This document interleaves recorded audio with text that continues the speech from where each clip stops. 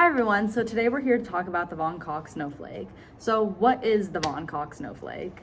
The von Koch snowflake is a mathematical fractal discovered by Helge von Koch in 1904. It begins with an equilateral triangle, and with each step, smaller triangles are added to every side.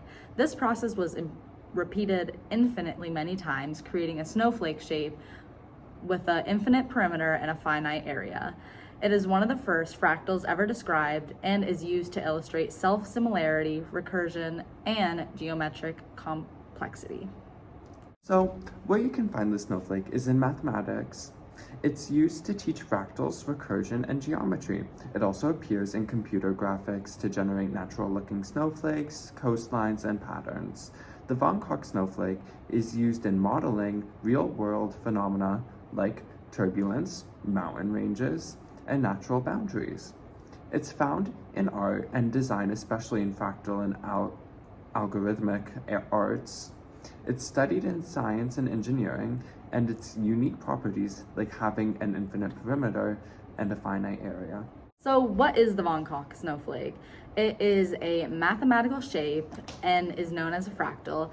It was created to show how simple rules can produce infinitely complex patterns. The snowflake allows us to understand ideas like infinity in geometry, self-similarity, like each part looks like a whole, and how shapes behave when repeated over and over again. It is important in math and science for modeling natural shapes and understanding complex systems.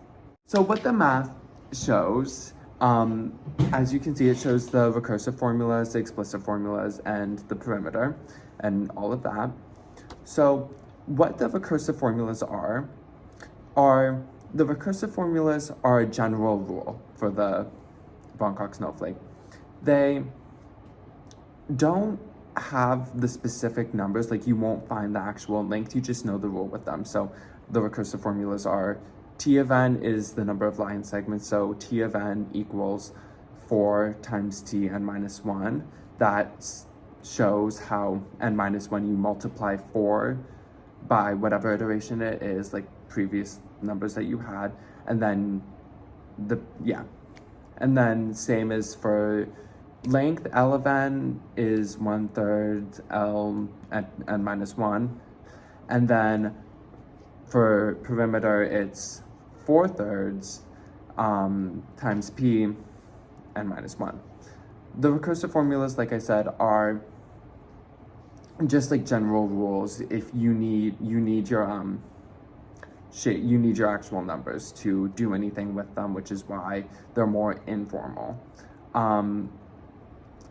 They work by, as you can see, like on the chart that we have, they work by the number segments. They go up 4 times each time you make a new iteration. Then the line segments get multiplied by a number of 1/3 each time you make a new iteration, and then the perimeter gets multiplied by 4/3 each time you make a new iteration. That's how the rules work.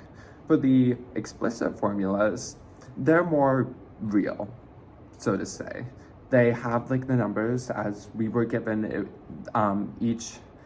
the number of each line segment to start off with was 3 inches for this hypothetical triangle.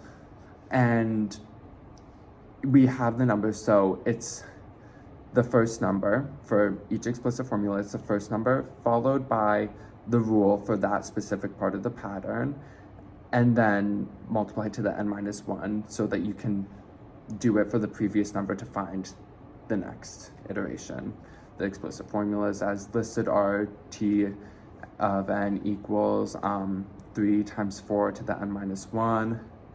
L of n equals 3 times 1/3 to the n minus 1, and P of n equals 9 times 4/3 to the n minus 1. It explains the actual like detailed math around this specific version of the von Koch snowflake.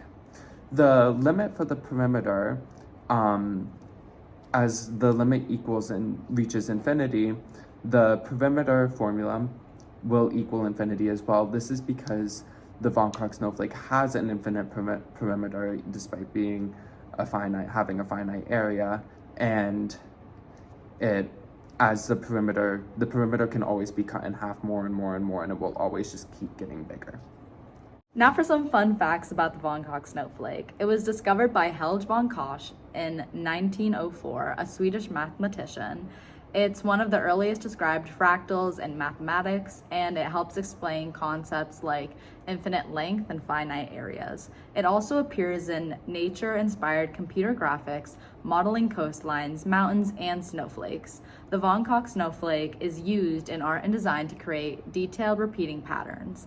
It has influenced the fields of mathematics, physics, engineering, and especially helping us understand complex natural shapes. Now, time for you to answer a question from us.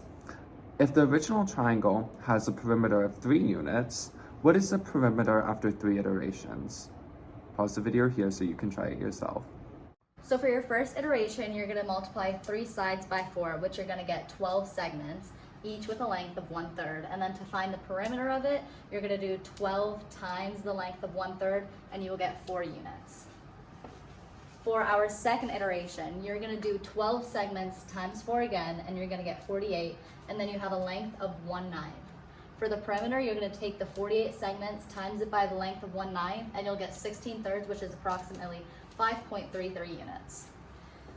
And now lastly, for your third iteration, you're going to do 48 times 4, and you're going to get 192 segments with a length of 1/27.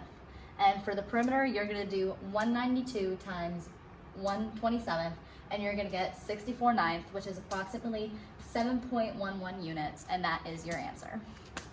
Is that correct, Clay? That was correct. I knew you guys could do it. Well, that's all we have for you guys today. Thanks for watching.